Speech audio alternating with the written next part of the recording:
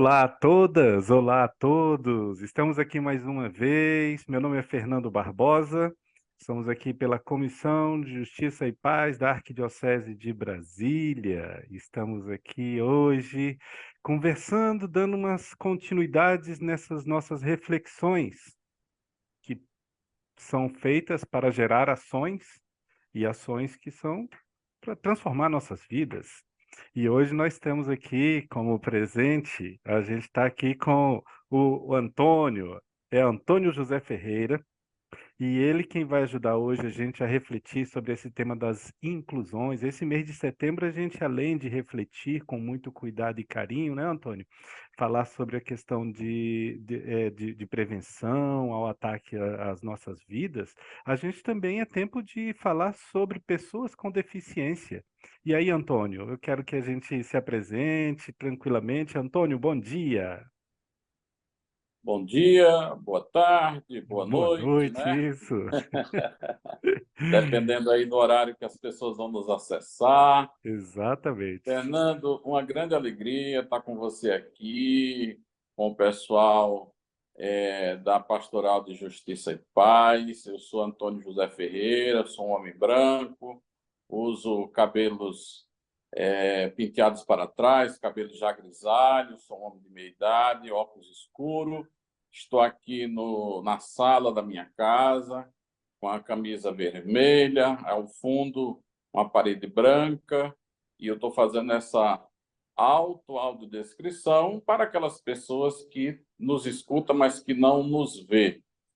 E quero dizer a você da alegria, da satisfação de estar aqui. Hoje eu coopero, trabalho na Secretaria Nacional dos Direitos das Pessoas com Deficiência, do Ministério dos Direitos Humanos e da Cidadania, e lá eu estou à frente da Diretoria de Relações Institucionais, responsável por diversos diálogos com o movimento social, com o parlamento, né, com os estados e as prefeituras, mas também tenho a oportunidade de coordenar o novo Viver Sem Limite, que é o novo Plano Nacional dos Direitos das Pessoas com Deficiência, que está aí prevendo até 2026 um investimento de 6,5 bilhões em políticas públicas para essa população, tá certo? Que População essa, Fernando, que no Brasil nós somos, segundo as últimas informações do IBGE, da PNAD contínua, nós somos 18 milhões de pessoas com algum tipo de deficiência no Brasil. caramba! 18 bilhões? Milhões, milhões, Milhões. 18 milhões? milhões com M. Aham, tá.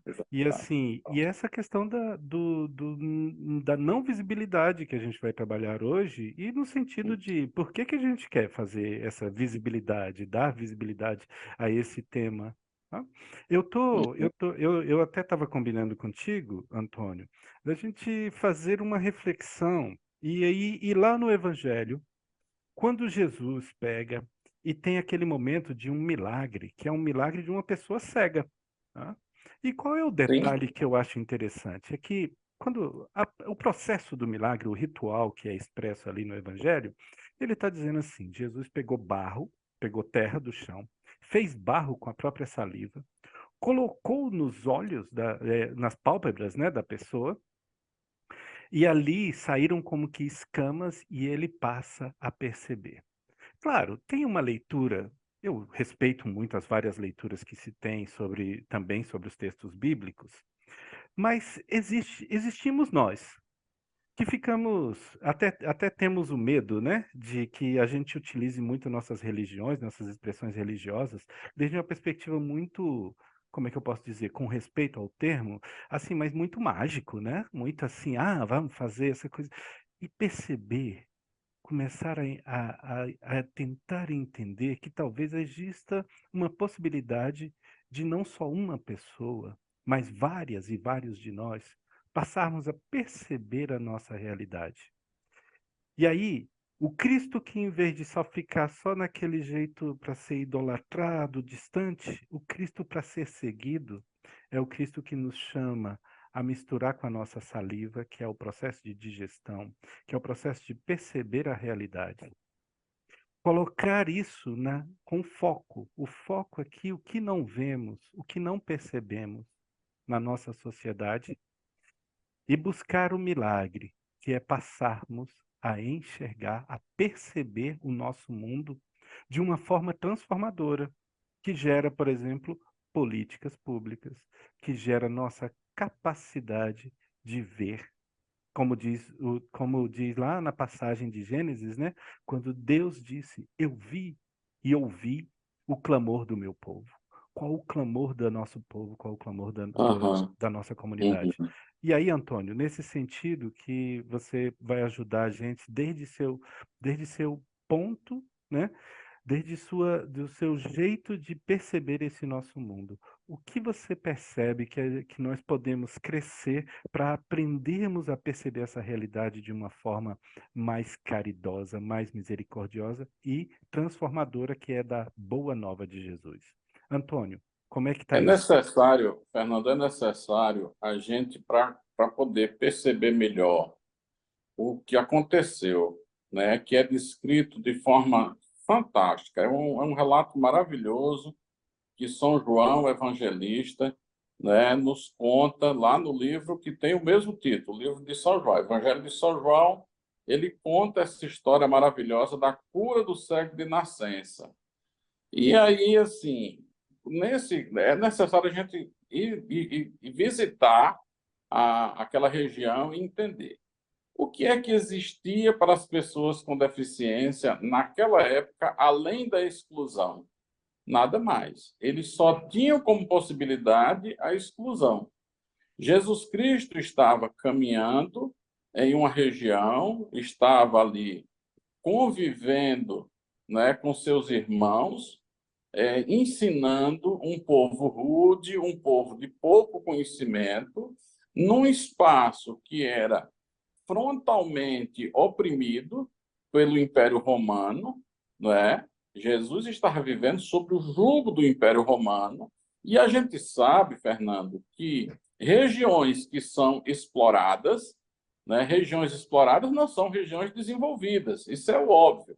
Então, nenhum poder opressor ele vai trabalhar com o desenvolvimento daquele povo, ele só quer oprimir, ele só quer assacar, ele só quer retirar. Foi assim que os portugueses fizeram no Brasil colônia, que a Espanha fez nos países latinos, aqui onde eles colonizaram, e por aí vai. Então, nós estávamos vivendo naquela região ali que o povo era oprimido. Não tinha política pública nenhuma, não tinha inclusão de nada. As pessoas com deficiência estavam literalmente às margens daquela sociedade. Então, a possibilidade para poder experimentar a inclusão era a cura, e a cura física. E Jesus fez diversas curas físicas.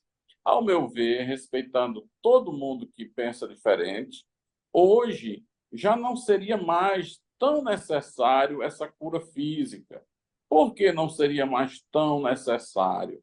Não é? Porque hoje existe mil outras possibilidades, mil outros jeitos de ser incluso nessa sociedade. Então, por isso que vieram essas políticas públicas que nos garante a ter a inclusão. E aí, para uma pessoa cega, feito eu, né, que sou cego desde os 5 anos de idade, essa cura se dá no momento que eu experimento as tecnologias, no momento que eu experimento a escolaridade, no momento em que eu experimento a inclusão produtiva, no momento em que eu experimento todas as áreas das políticas. O desafio é alcançar isto, alcançando muita coisa. Ah, Antônio, mas você, com tudo isso, você voltou a enxergar? Não, mas enxergar não passou a ser a coisa mais importante para poder alcançar tudo isso, né? Enxergar passou a ser um detalhe apenas. Então, você quer dizer que é bom ser cego? Não, não é bom ser cego. Jamais eu diria isso, né? Legal era poder ver todas as coisas, mas eu posso hoje ver muitas coisas utilizando outros métodos, outras maneiras, né? Outro jeito de explorar esse espaço em que eu estou. Diferentemente do cego de nascença, que só tinha aquela possibilidade, ou ele enxergava ou não tinha jeito, ou ia continuar largado à beira da estrada. E aí, quando Jesus cura aquele homem, os discípulos perguntam, e tem uma pergunta muito interessante, Fernando, que os discípulos fazem para ele. Ele Como é? pergunta assim, os discípulos perguntam assim, mestre, esse homem é cego por conta dos pecados dele ou da família dele? E Jesus diz assim, veja só, a pergunta é, se ele é cego por conta dos pecados dele ou da família dele. Aí tem dois aspectos, Fernando. É Hum, a cegueira como castigo de Deus, seria por conta dele, dos pecados dele, ou a cegueira por conta de uma herança que ele estaria pagando dos pecados da família dele. Então, seria o castigo por herança, não é? E aí Jesus diz assim, olha que resposta maravilhosa Jesus dá, ele diz assim, olha, ele nem é cego por conta dos pecados dele, nem da família dele. Ele é cego para que sobre ele se manifeste a glória de Deus. E a glória de Deus manifestada sobre uma pessoa com deficiência é quando ela consegue alcançar degraus da superação, não é? Sendo incluso numa sociedade que respeita as diferenças e que dá espaço para todas as pessoas, compreendendo que todas as pessoas têm suas singularidades e suas potencialidades. nossa, muito bom. Nossa, Entendeu? rapaz, eu já começo já agradecendo, Antônio. Que grandeza, muito. Sim, sim. Fazer esse processo, navegar no Evangelho, descobrir que nós estamos no ano de 2024. Às vezes parece que a gente não sabe que a gente está nesse ano. Por que que eu falo? Há algo de retrógrado, há algo de ainda que talvez ainda tenhamos muita coisa para crescer com relação ao tema das inclusões. É verdade, Antônio. É Ainda temos verdade. muita coisa para a gente crescer com relação a isso. E lembrando, estamos em 2024. Hoje, você acredita que a nossa sociedade precisa crescer em que aspecto com relação às pessoas com deficiência? No nosso Brasil, por exemplo. Fernando, eu acho que a nossa sociedade ela precisa crescer não só em relação às pessoas com deficiência, mas em relação a todos os diferentes, todas as diferenças sociais. Nós precisamos ser mais tolerantes, compreensivos, amáveis. Essa questão que eu trouxe aqui, que você tão bem levantou e que eu estou aqui refletindo sobre as curas que Jesus fez. Jesus fez diversas curas. Ele curou pessoas com deficiência, mas Jesus também curou, né, pessoas que estavam mortas e ele fez ressuscitar. Ele elevou, ele elevou a condição social de diversas pessoas, pessoas muito pobres. Ele alimentou, não é? Ele deu uma condição melhor para aquelas pessoas. Então, assim, hoje, quando a gente consegue, né, exercendo o poder da tolerância, da compreensão e também a partilha, né, Fernando, a partilha do conhecimento, Sim. a partilha do empoderamento, quando a gente consegue trabalhar nessa perspectiva, a gente consegue transformar a vida das pessoas, que fazendo uma alegoria seria a experiência do milagre. É você, por exemplo, conhecer o filho de uma lavadeira, né, um filho de um, sei lá, de um office boy e ver essa pessoa chegar à Universidade de Medicina e se tornar um médico. Isso é um milagre, Fernando. Isso é possível através da inclusão social. É você pegar, por exemplo, um cara feito eu que nasceu, né, lá no sertão de Pernambuco, né, numa época que não tinha água, não tinha luz, né, uma seca tremenda, né? Entrei na escola com 12 anos e hoje Olha eu estou só. trabalhando aqui no governo federal. Fernando, isso é um milagre. Né? Eu consegui concretizar a universidade com 40 anos, só faz 12 anos que eu sou formado. Isso é um milagre. É um milagre por quê? Porque as políticas públicas me alcançaram.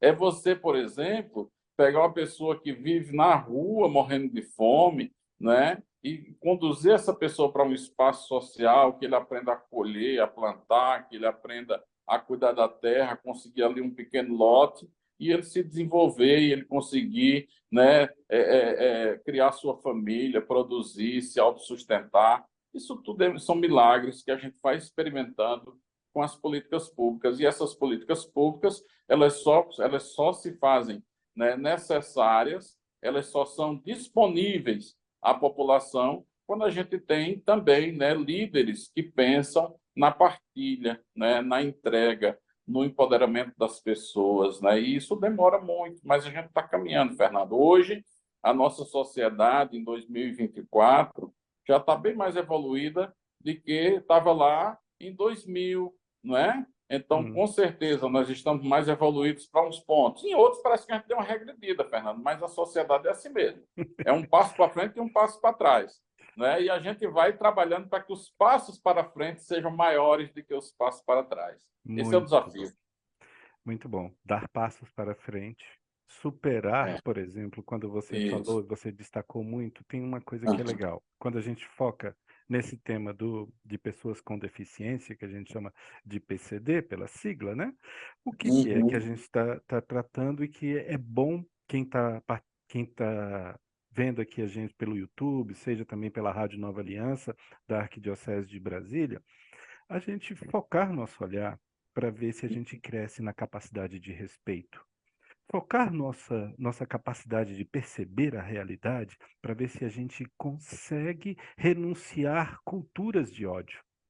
Focar na nossa capacidade de perceber o que a gente vê nesse mundo e começar a ver se a gente pode, em vez de ficar se deixar induzir pelo, sabe, por esse tipo de pensamento que leva a gente a ficar com muita raiva, muito ódio, ficar até sendo a favor de armas e ser a favor de culturas de paz. E a cultura de paz passa muito pelo que o Antônio está trazendo, que é a minha leitura, Antônio, e você me ajuda a refletir, passa muito por essa questão de perceber com respeito. Não é para ter dó de uma pessoa com deficiência. É perceber uma pessoa com deficiência, ser solidário, e aí você vai me ajudar a crescer e crescermos juntos, né, as mulheres e homens que estão vendo e ouvindo a gente, a crescermos sobre, é para ter dó, isso é misericórdia? O que que é sentir compaixão e como podemos fazer e isso aqui, Antônio, para chegar lá naquelas comunidades que é onde chega o nosso programa, do nosso Uhum. povo, e saber assim, como é que eu estou agindo? É para, ô dó, o Antônio é cego, é isso, seria a misericórdia, né? Ou existe uma outra forma, uma forma mais estruturante, mais amadurecida da gente aprender e crescer com pessoas PCD, né? Pessoas com deficiência. Antônio. Fernando, o sentir dó é conjugar o verbo apiedar. Então, eu me apiedo, né, de alguém quando eu sinto dó dessa pessoa. E quando você conjuga o apiedar, né, você se coloca em um patamar superior a ela. Eu só sinto dó de quem está, em condição desfavorável relativa a mim, né? Eu só sinto dó do que está menor do que eu. Eu não sinto dó do que está maior do que eu, do que está num patamar mais elevado, seja social, né? Ou qual seja esse patamar. Então a dó, ela é um sentimento muito triste e destrutivo, porque eu não me coloco, primeiro, eu não me coloco no lugar do outro. Depois, eu não fico do tamanho do outro para ver o mundo na mesma perspectiva que aquele outro irmão vê, não é? Então, a dó, ela não ajuda. A piedade, ela não ajuda. Piedade não pode nunca ser confundido com solidariedade. Ser solidário é dividir, é compartilhar, não é? É estar junto, é se unir àquela pessoa. Né? Então, eu gosto muito mais da solidariedade do que da piedade. A piedade jamais conjuga o verbo igualdade.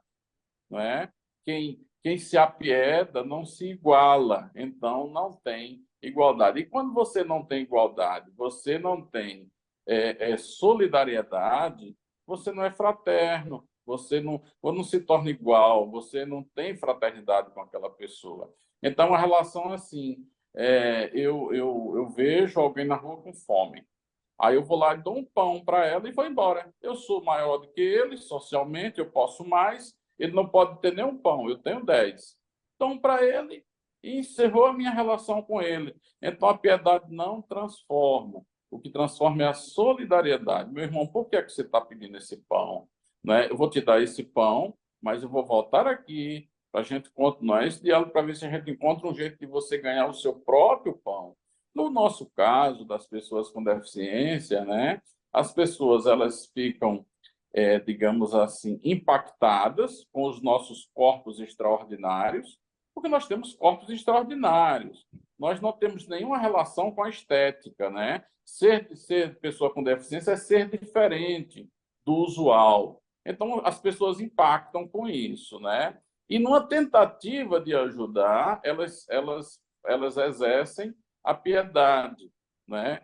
Que o que mais conjuga com o ajudar, o auxiliar, o contribuir é a solidariedade, é o sentido de igualdade, né? É eu dar um pouco, não é, do que eu já tenho para fazer aquele ter igual a mim, a crescer igual a mim, a chegar no meu patamar, né? Eu desejo de ver o outro no mesmo patamar.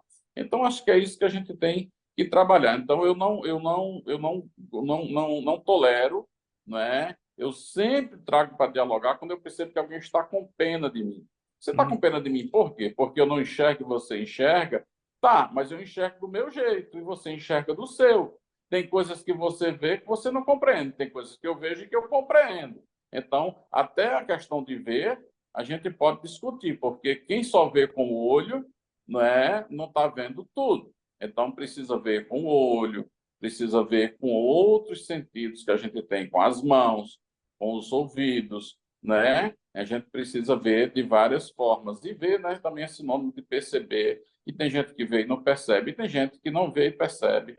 E assim a Muito gente bom. vai se completando. Muito. Que delícia. Antônio, agora eu quero só resgatar uma coisa que a gente teve um dia desses numa reunião para trás e eu acho legal. Por quê? Porque as paróquias, as comunidades, as lideranças que estão ouvindo a gente, talvez tenham esse acréscimo de, de capacidade com uma fala que você destacou, que é, por exemplo, pessoas em situação de rua e elas não estarem mapeadas, as pessoas com PCD e que estão na situação de rua, era alguma coisa nesse sentido. Eu acho legal se você puder dar uma explanada disso que você estava falando nesse dia, né? Achei surpreendente, né? Não fazem parte de estatística, são coisas assim, né? Como é que é isso? Fala para nós um pouco. Fernando, são os marcadores, né? Então, Hum, assim, as pessoas elas são visíveis ou não visíveis, dependendo dos marcadores que nós temos na sociedade, os marcadores sociais. uhum, Então, por exemplo, eu sou uma pessoa com deficiência, eu tenho um marcador, eu sou uma pessoa com deficiência, eu tenho um marcador social, uhum, mas eu poderia ser uma pessoa com deficiência e uma pessoa preta. Então, eu já teria dois marcadores: marcador da deficiência e o marcador de raça. Mas eu poderia ter também outro marcador. Eu poderia ser uma pessoa com deficiência, uma pessoa negra, né? Outro marcador, que eu já falei. E um terceiro marcador, eu poderia ser LGBT, poderia ser um homem gay. Já seria outro marcador, né? uhum, Então, esses marcadores, eles precisam ser, eles precisam ser transversais, eles precisam ser interseccionais. A gente precisa ver a pessoa, né, como um todo e não apenas um marcador. O que é que diferencia eu e você da população de rua? É a condição que essa pessoa está. O que é mais gritante para a sociedade? É esse morador de rua ter uma deficiência ou ele está na rua? Então, geralmente é ele está na rua. Então, dito isto, as pessoas com deficiência elas ficaram tão invisíveis por conta do processo de exclusão que a gente sabe que elas existem. Eu falei que eram 18 milhões de pessoas, né? Elas estão aí, mas as pessoas ainda não convivem bem com elas, não sabem como dialogar com elas, não sabem como dialogar com uma pessoa surda, não sabem como conduzir uma pessoa cega, não sabem como apoiar uma pessoa em cadeira de rodas, não sabe muito pouco sobre nós. Tem gente que pergunta se eu sonho. né? Então, nós somos invisíveis. As pessoas nos vê, mas não sabem sobre nós. E o morador de rua, as pessoas têm medo dela, não se aproximam. Todo morador de rua, no conceito social, vai fazer algum mal a alguém. Então, a mulher está no ponto do ônibus, chega um morador de rua, ela segura a bolsa. Né? Se vier um morador de rua preto correndo, aí, meu amigo, o cara às vezes até corre com medo. E aí, quando o governo faz as pesquisas, ele só identifica assim o marcador de gênero, se o morador de rua é homem, se é mulher, de raça, se é branco ou se é preto. Mas pessoa com deficiência, se essa pessoa de rua é uma pessoa com deficiência, eles não contam. E a gente tem trabalhado para saber isso, porque muitas pessoas adquirem a deficiência por conta da violência de rua. E outros vão para a rua por quê? Porque diversas situações, dentre elas, a situação da deficiência leva também a pessoa a morar na rua, para facilitar a mendigagem, né, para facilitar outras coisas. Então, muitas vezes, vai para a rua para vender droga. Né? Dificilmente uma pessoa com deficiência ele sofre uma opressão da polícia, uma correção da polícia, um baculejo, vamos falar assim, de forma mais direta da polícia, porque o policial acha que a pessoa com deficiência é incapaz de vender droga, então a pessoa com deficiência também vende drogas. E por que eu estou falando isso, Fernando? Porque as pessoas com deficiência, antes de pensar na condição dela, ela é uma pessoa como outra pessoa, tem seus sentimentos, suas virtudes e suas maldades também. Né? Então, é por isso que a gente tem essa dificuldade, essa invisibilidade. A gente precisa ser contabilizado e ser visto todos os marcadores. Entendi. Muito bom. Mais uma, e legal, porque assim, o que me fez refletir, tem na Igreja Católica, várias paróquias fazem até mesmo levantamentos sociais e talvez sejam escassos nessa colocação desses marcadores, como você trouxe. Aí eu achei legal resgatar isso também contigo. Antônio, vontade de continuar o papo não falta, que eu sei que você e a gente gosta muito de falar de coisas que nos fazem crescer e se tornar-nos melhores. Mas o tempo acabou. A gente brinca, eu gosto de brincar com a palavra tempus fugitis, né? E aí, mas antes de finalizar, qual o sonho desse Antônio que está aqui com a gente falando, que a gente pode expressar aqui para o nosso grupo, que está assistindo a gente pelo YouTube, pelo Facebook, ou mesmo pela Rádio Nova Aliança, da nossa Comissão de Justiça e Paz da Arquidiocese de Brasília? Um sonho que você, e assim, como palavra final para a gente ir, né, pensando e refletindo sobre esse tema aqui com o seu auxílio, Antônio, por favor. Fernando, assim, pode até parecer uma utopia, mas é a luta de vida, né? É o de um mundo mais igual, um mundo que sonha por um mundo mais igual, uma sociedade que não desrespeita as pessoas por conta da sua condição, né? Uma que não exclua as pessoas por conta dos seus corpos extraordinários, né? Que não exclua as pessoas por conta da sua condição social, né? Ter mais dinheiro, ter menos dinheiro, tudo são pessoas, né? Todo mundo está no mesmo patamar. Eu costumo dizer assim, vai morrer e vai apodrecer do mesmo jeito. Então, a gente precisa, não é, desse mundo mais igual. Então, eu trabalho diariamente por esse mundo mais igual, por essa sociedade mais igual, né? Que as pessoas convivam e que respeitem os seus semelhantes em detrimento de suas diferenças, dos seus marcadores. É isso. Muito bom. Muito obrigado. Que haja bênção na sua história. Opa, caiu o seu celular Lute, ali. caiu aqui Tudo o. bem, tudo bem. Não, mas está tranquilo. A gente agradece e aproveita enquanto Antônio está se... Aí, arrumou já. A gente Pronto. agradece aí, Antônio, sua participação mais uma vez, a profunda gratidão da nossa comissão. Fica registrado aí para esse agradecimento nosso. Agradecemos a vocês que nos escutaram ou assistiram a gente aqui pelos nossos canais. Ficamos agora com a nossa teóloga biblista Simone Furquim. Um grande abraço a todas e todos. Justiça e paz se abraçarão. Olá, ouvintes. A leitura do Evangelho hoje é Lucas, capítulo 3, de 13 a 17. É continuação da conversa entre Jesus e Nicodemos sobre vários temas, dentre eles sobre a fé e a vida em abundância. Nestes tempos de desequilíbrio climático em que vivemos, esta conversa será densa de ensinamentos para reflexão diante de nossa situação de vida hoje, que está em colapso, e também de inspiração para a nossa ação e missão cristã. Jesus disse a Nicodemos: do mesmo modo como Moisés levantou a serpente no deserto, assim é necessário que o Filho do Homem seja levantado, para que todos os que nele creram tenham a vida eterna.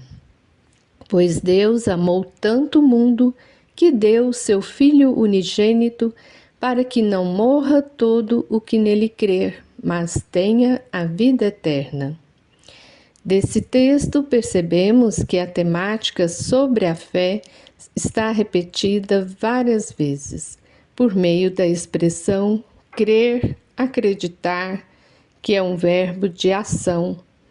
Isso implica entender que a fé não está somente no campo da certeza da existência de Deus, da existência de Jesus Cristo, mas é uma atitude de compromisso, de engajamento, de fidelidade ao seu projeto. O povo no deserto precisava continuar mirando para a serpente de bronze erguida por Moisés para continuar a sua travessia. O mirar aqui no texto significa ter fé. Fé é atitude, é estarmos em missão assim como Jesus esteve neste mundo, quando Deus o enviou, que significa apostolado. Deus enviou o seu Filho ao mundo não para que julgasse o mundo, mas para que o mundo fosse salvo por meio dele, conforme João 3,17. O verbo enviar está no grego traduzido como apóstolo, que significa mensageiro. As comunidades cristãs do Evangelho de João entenderam que elas também são apóstolas, isto é, são mensageiras da boa notícia. Todos e todas nós também que cremos somos mensageiros, uma vez que agimos conforme os ensinamentos de Jesus. Neste texto temos dois significados do termo mundo. Temos o mundo hostil e o mundo da criação.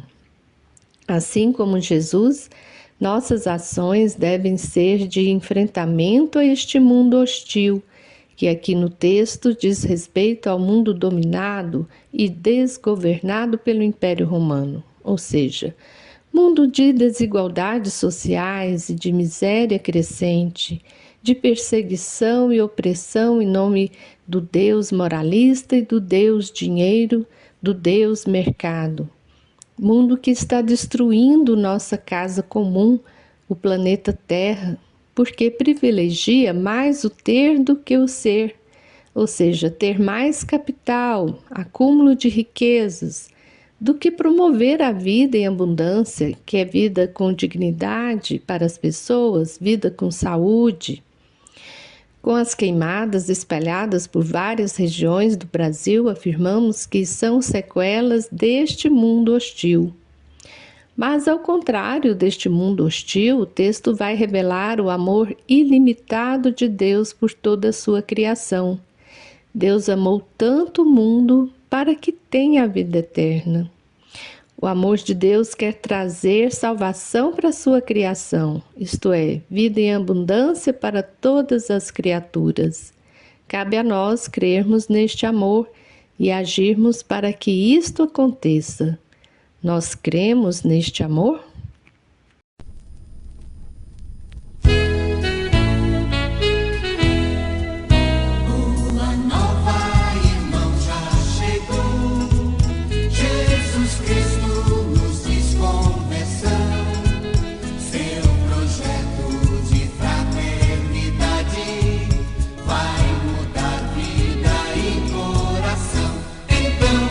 Justiça e paz se abraçarão.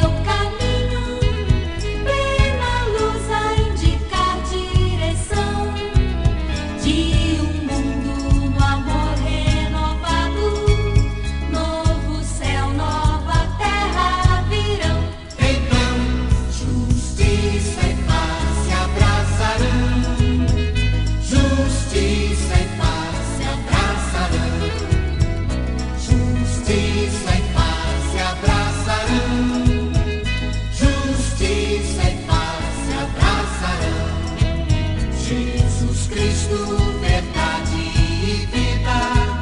Pela cruz vem a ressurreição, convivência na felicidade, povo irmão rumo à libertação. Então, justiça